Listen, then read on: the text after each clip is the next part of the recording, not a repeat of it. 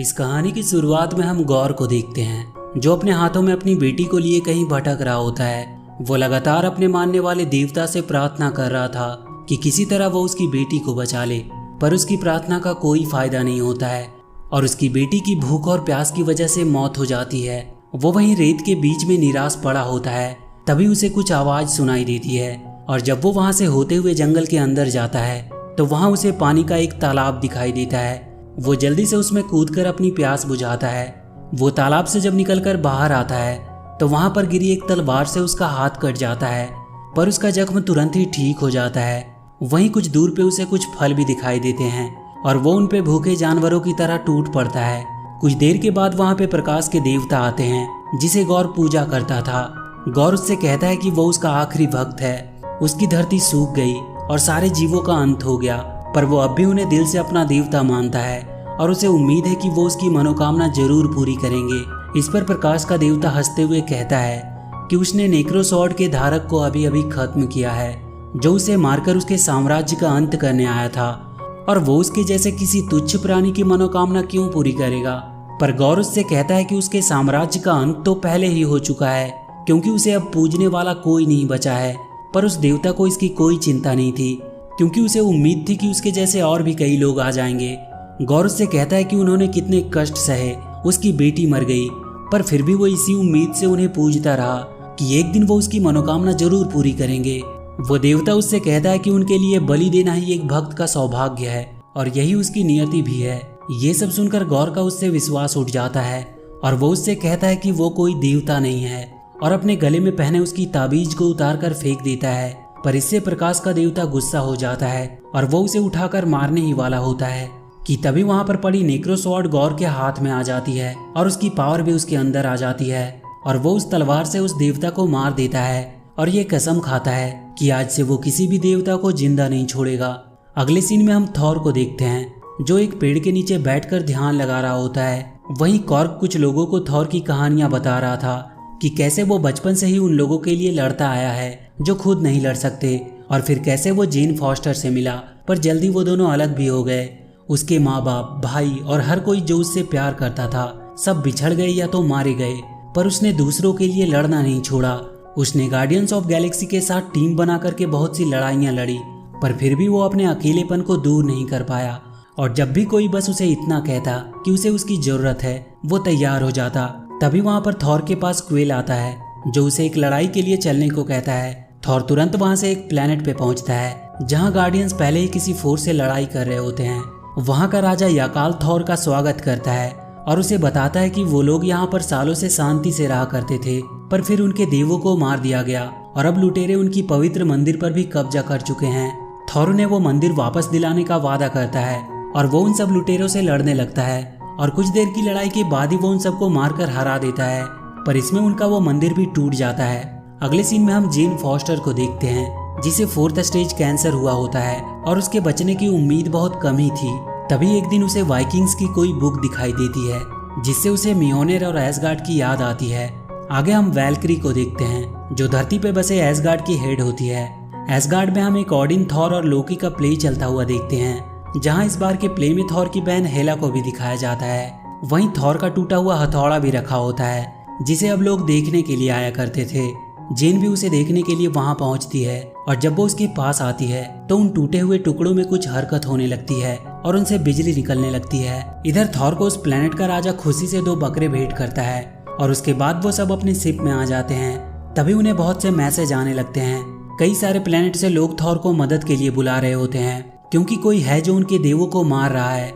तभी थॉर की एक दोस्त शिप भी उसे मदद के लिए बुला रही थी। थॉर तुरंत अपने शिप को स्टार्ट करके वहां से चलने को कहता है, पर क्वेल उससे कहता है कि वो अलग अलग जाएंगे तो ज्यादा अच्छा रहेगा, क्योंकि बहुत से लोग मदद मांग रहे होते हैं। और इसके बाद क्वेल थॉर और कॉर को वहीं छोड़कर किसी दूसरे प्लेनेट के लिए निकल जाता है और वो दोनों स्टॉर्म ब्रेकर की मदद से बाइफ्रोस्ट के थ्रू शिप के पास पहुंचते हैं, जहां वो देखते हैं कि फेलिकेरियन के देवता फेलिका को किसी ने मार दिया है। वहीं उसे शिप भी मिलती है। वो थॉर को बताती है कि जिसने उन्हें मारा उसका अगला टारगेट एसगार्ड है और वो अभी वहीं जा रहा है। इधर गौर एसगार्ड तक पहुंच चुका होता है। उसके राक्षस वहां पे हमला करने लगते हैं, पर तभी वहां पर वैल्क्री अपने उड़ते हुए घोड़े पर आती है और उन सब पे हमला करने लगती है। थॉर भी वहां पहुंच जाता है और वो उन सब से लड़ने लगता है, पर तभी थॉर को वहाँ अपना हथौड़ा दिखाई देता है। उसे समझ नहीं आ रहा होता है कि उसे चला कौन रहा है। तभी वो वहाँ पे एक लेडी थॉर को देखता है जो उसके हथौड़े को चला रही होती है। पर जब वो उसे जाकर मिलता है तो वो पूरी तरह से हैरान हो जाता है, क्योंकि वो उसकी एक्स गर्लफ्रेंड जेन होती है। और यहाँ पर हमें उनका फ्लैशबैक दिखाया जाता है कि कैसे वो दोनों साथ में होते हैं। और एक बार थॉर अपने हथौड़े से हमेशा जेन की हिफाजत करने को कहता है, और उसी वक्त उसके हथौड़े में कुछ जादू भी हुआ था। पर फिर कुछ ही दिनों के बाद दोनों अपने अपने काम की वजह से अलग हो गए। अब वापस से कहानी प्रेजेंट में आती है और वो फिर से उन क्रिएचर से लड़ने लगते हैं। तभी थॉर को वहाँ पे गॉर दिखाई देता है। वो तुरंत उसकी तरफ बढ़ता है और फिर उन दोनों के बीच लड़ाई शुरू हो जाती है।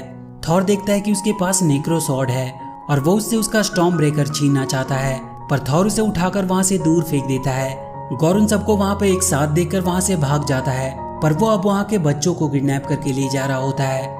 जेन और थॉर उन्हें बचाने की कोशिश करते हैं, पर वो उनके हाथ नहीं लगता है।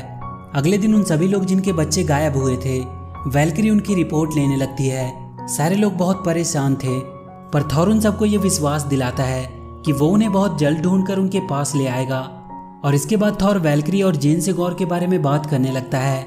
वैल्किरी बताती है कि गॉर अपनी परछाइयों से राक्षस बनाता है और उसके पास नेक्रो स्वॉर्ड भी है। जेन उस नेक्रो स्वॉर्ड के बारे में पूछती है। थॉर उसे बताता है कि वो एक प्राचीन तलवार है जिसमें देवताओं को मारने की शक्ति है, और समय के साथ वो तलवार अपना हाथ बदलता आया है। वो जिसके भी हाथ में होता है वो उसे ही धीरे धीरे भ्रष्ट करके मार डालता है। तभी वहाँ पे हेमडाइल के बेटे एस्ट्रिड की परछाई आती है। थॉर उसकी आंखों का जादू इस्तेमाल करके उनके पास पहुँचता है और उन सारे बच्चों को बताता है कि वो अपनी टीम के साथ बहुत जल्द वहाँ आने वाले हैं और उन्हें वहाँ से छुड़ा कर ले जाएंगे। थॉर जेन को बताता है कि गॉर ने बच्चों को अंतरिक्ष के उस हिस्से में रखा है जहाँ सिर्फ अंधेरे सायों का राज है। इसके बाद वो एक शिप को लेकर देवताओं से मदद मांगने के लिए निकल पड़ते हैं और वो सब देवताओं के महल में पहुंच जाते हैं जहां बहुत सारे देवता आए हुए होते हैं। वो सब किसी तरह भेष बदल कर वहां पहुंच जाते हैं और उसके बाद उन सारे देवताओं का हेड जियूस वहां पर आता है। वो अपने दरबार को संबोधित करने लगता है। तभी थॉर उनसे कुछ कहने लगता है और वो वहां बीच स्टेज पे आ जाता है। वो जियूस को गॉर के बारे में सारी बातें बताता है और उसे मारने के लिए उसका हथियार थंडर बोल्ट मांगता है, पर इस बात से जियूस गुस्सा हो जाता है और उसे कैद कर लेता है। वो उससे कहता है कि गॉर के पास नेक्रो स्वॉर्ड है और वो उन्हें मार सकता है, और इसीलिए वो उससे जाकर लड़ना नहीं चाहता क्योंकि वो लोग यहाँ पे सेफ हैं और वो उनकी कोई भी मदद नहीं करना चाहता। जियूस सबसे कहता है कि उन्हें चिंता करने की कोई जरूरत नहीं है क्योंकि गॉर कभी भी इटर्निटी तक नहीं पहुंच सकता। इटर्निटी ब्रह्मांड में मौजूद सबसे शक्तिशाली जीव है और उस तक सबसे पहले पहुंचने वाले की हर इच्छा पूरी होती है, और अगर गॉर वहां तक पहुंच गया तो वो एक ही झटके में सारे देवताओं को खत्म कर सकता है।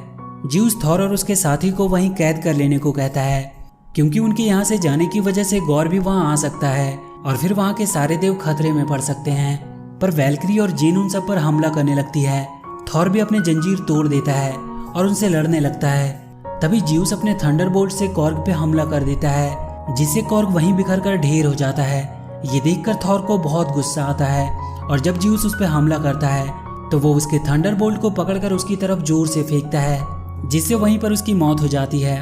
थॉर देखता है कि कॉर्ग का हेड अभी भी जिंदा है। वो उसे उठा लेता है और अपने शिप को अंदर बुलाता है। वैल्किरी वहां ऊपर जाकर थंडरबोल्ट ले लेती है और फिर सब वहां से निकल जाते हैं। अब वो सब गॉर के प्लेनेट की तरफ बढ़ रहे होते हैं। वहीं थॉर जेन से कहता है कि वो अब भी उससे प्यार करता है। जेन उसे बताती है कि उसे कैंसर है और वो मर रही है। थॉर को ये सुनकर बहुत दुख होता है, पर वो जेन से कहता है कि तुम जितने भी दिन जियो अच्छे से जियो और वो उसके साथ हमेशा खड़ा रहेगा। जेन उससे कहती है कि वो मरने से पहले उन बच्चों को बचाकर वापस लाना चाहती है। और कुछ देर बाद वो सब गॉर के उस अंधेरे प्लेनेट पे पहुंच जाते हैं। वहां चारों तरफ सिर्फ अंधेरा ही था और वो बच्चे भी वहां से गायब होते हैं। जेन को वहां कुछ पोस्टर मिलते हैं जिनमें स्टॉर्म ब्रेकर के थ्रू इटर्निटी तक पहुंचने का जरिया दिखाया गया होता है। वो समझ जाती है कि गॉर स्टॉर्म ब्रेकर को पाना चाहता है, इसीलिए वो तुरंत उसे उठाकर वहां से कहीं दूर फेंक देती है। और तभी वहां पर गॉर आता है। जेन उसके ऊपर हमला करती है, पर वो उन सबको अपने पावर से कैद कर लेता है और थॉर से स्टॉर्म ब्रेकर देने को कहता है और वो जेन और वैल्किरी को मारने लगता है। थॉर के पास अब कोई रास्ता नहीं था। वो स्टॉर्म ब्रेकर को बुला लेता है और वहां चारों तरफ जोरदार बिजली गिरती है। गॉर अपने क्रिएचर्स को बनाने लगता है और इसके बाद वो थॉर से लड़ने लगता है। वैल्किरी और जेन उसके क्रिएचर से लड़ रहे होते हैं और एक समय ऐसा आता है जब गॉर वैल्किरी को थंडरबोल्ट से मारकर घायल कर देता है। जेन उसे तुरंत वहां से निकालने को कहती है। थॉर गॉर को रोकते हुए स्टॉर्म ब्रेकर से घर ले जाने को कहता है और इसके तुरंत बाद वहां पे बाइफ्रोस्ट खुल जाता है। पर गॉर स्टॉर्म ब्रेकर को छीनने में कामयाब रहता है और इधर वो तीनों धरती पे वापस आ जाते हैं। जेन की भी हालत बहुत खराब होती है क्योंकि उसका कैंसर उस पर हावी हो रहा था। उसे हॉस्पिटल में भर्ती कर दिया जाता है और थॉर उसे अब वो हथौड़ा उठाने से मना करता है क्योंकि वो जितनी बार उसे उठाती है उसका शरीर कमजोर होता जाता है और वो कैंसर से हारती जा रही थी। थॉर उसे जल्दी वापस आने का बोल के वहां से चला जाता है। वैल्क्री भी उसके साथ नहीं जा सकती थी क्योंकि वो भी घायल थी। इधर गॉर उन बच्चों को लेकर इटर्निटी के द्वार तक पहुंच चुका था और स्टॉर्म ब्रेकर की मदद से वो उसके दरवाजे को खोलने लगता है। तभी वहां के एक स्टैचू के गिरने से बच्चे दबने वाले होते हैं, पर तभी वहां पे थॉर आ जाता है। गॉर तब तक अपने क्रिएचर को बनाने लगता है। थॉर उन सब बच्चों में अपनी पावर डाल देता है और वो सब उन क्रिएचर से लड़ते हुए आगे बढ़ने लगते हैं। थॉर जाकर गॉर से लड़ने लगता है पर उसके सामने वो कमजोर पड़ रहा था और इधर हॉस्पिटल में जेन को भी बेचैनी हो रही होती है। वो अपने हथौड़े की तरफ देखती है।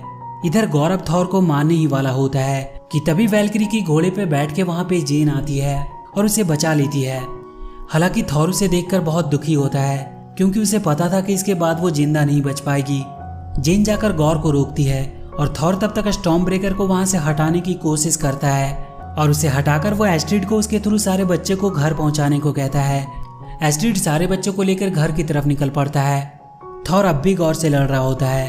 तभी जेन अपने हथौड़े से उसकी तलवार के 2 टुकड़े कर देती है और फिर वो उसे पूरी तरह खत्म कर देती है। पर जेन अब बहुत घायल हो चुकी थी। इटर्निटी का दरवाजा तब तक खुल चुका था और गौर तब तक धीरे धीरे उस तक पहुंच भी जाता है। वो इटर्निटी से अपने लिए वरदान मांगने ही वाला होता है कि थॉर उसे रोककर समझाने की कोशिश करता है कि ये सब करके भी उसे शांति नहीं मिल पाएगी। वो उसे एक बार अपनी बेटी के बारे में सोचने को कहता है। वो कहता है कि क्या वो नहीं चाहता कि वो वापस उसके पास आ जाए। ये बोलकर थॉर घायल पड़ी जेन के पास आ जाता है क्योंकि अब वो मर रही होती है। गौर भी अपनी बेटी को याद करके रोने लगता है। वो थॉर से कहता है कि वो मर रहा है और अगर उसकी बेटी फिर से जिंदा भी हो गई तो उसका ख्याल कौन रखेगा। जेन उससे कहते हैं कि थॉर उसकी देखभाल करेगा और इसके बाद गौर इटर्निटी से अपनी बेटी को वापस मांग लेता है और अपनी बेटी की गोद में ही अपना दम तोड़ देता है। जेन भी मरने से पहले थॉर को अपनी लाइफ खुल के जीने को कहती है और उस बच्ची का देखभाल करने को कहती है। इसके बाद हम उन सारे बच्चों को अपने माँ बाप से मिलते हुए देखते हैं और वैल्क्री उन सबको लड़ने की ट्रेनिंग दे रही होती है। थॉर को अब जीने का मकसद मिल चुका था और वो गौर की बेटी का अच्छे से ख्याल रख रहा होता है। गौर की बेटी में भी सुपर पावर्स होती है और वो भी थॉर के साथ मिलकर उन लोगों के लिए लड़ने लगी जो खुद के लिए नहीं लड़ सकते। और लास्ट में हमें दिखाया जाता है कि जियोस अभी तक मरा नहीं था। वो कह रहा होता है कि पहले लोग उनसे डरते थे और अपने लिए रहम की भीख मांगते थे जब वो आकाश की तरफ देखते थे, ये सोचे बिना कि वो सुन भी रहे हैं या नहीं।